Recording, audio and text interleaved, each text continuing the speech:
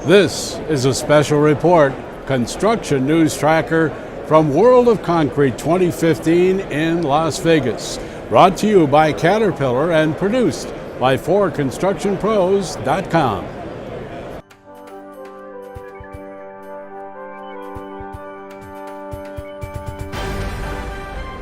Well, after 4 days of wonderful weather, fantastic exhibits, and a well-attended crowd, World of Concrete 2015 is now history. 1,400 exhibitors were here to show their wares. Over 50,000 people attended. Show exhibitors tell us that's about a 20% increase from last year. Larry Stewart, the 4constructionpros.com editor, elaborates on his take of what happened at World of Concrete 2015. World of Concrete 2015 started with the best kind of fanfare, with the Portland Cement Association forecasting a doubling of construction spending growth from 2.5% that we saw in 2014 to 5% in 2015, and the kind of enthusiasm that sort of economic energy brings.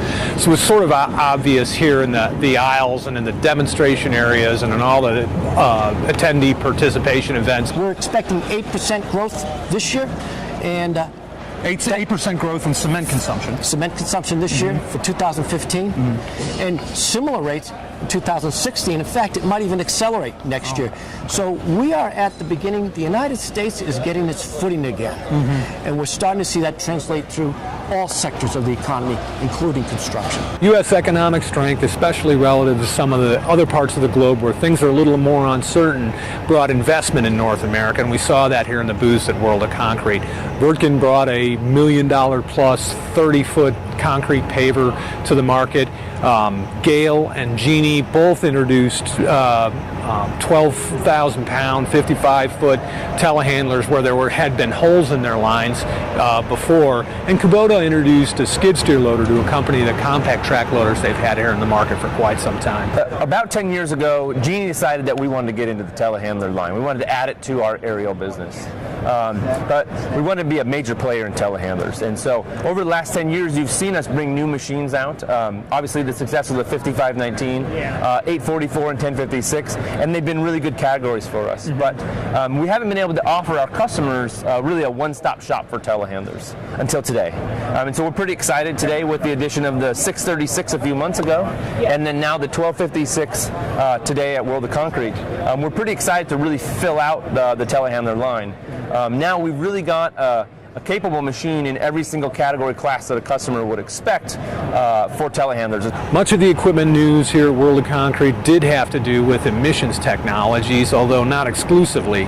Case, for instance, brought a 90 horsepower line of skid steer loaders that will be the first skid steer loaders on the market that use selective catalytic reduction in the accompanying diesel exhaust fluid to meet emissions regulations. But mixed in with those machines, there's they brought the largest radial lift skid steer loader on the market and advanced the technology in the cabs pretty significantly. Any of our 82 horsepower models are going to be discontinued.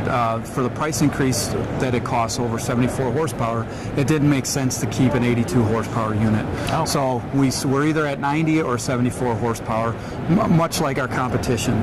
So if you we had an SR 220 at 82 horsepower. That model is discontinued. So what we did was we came out with an SR 240, so 200 more pounds of rated operating capacity, but at 74 horsepower. So a less expensive Tier 4 final solution for you.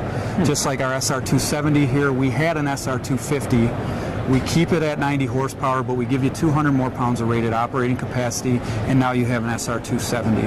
Caterpillar upgraded its small wheel loader line, its small track type tractors, and its backhoe loaders to the latest generation. Largely driven by Tier 4 final emissions regulations, but also bringing in productivity technologies that really shouldn't have missed. We had application profiles.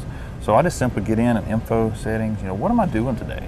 I said, well, today I'm going to run the broom. So I probably want my kickouts turned off because I don't have any use for those. And I want continuous flow enabled, and I probably want to limit my speed.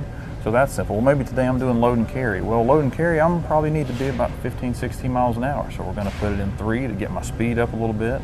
I'm going to repetitive cycles for my lift. I'll turn those kickouts on, and my tool is going to jump over to a fork or to a bucket mode, so I can have that quick reaction in my fork or my bucket as well.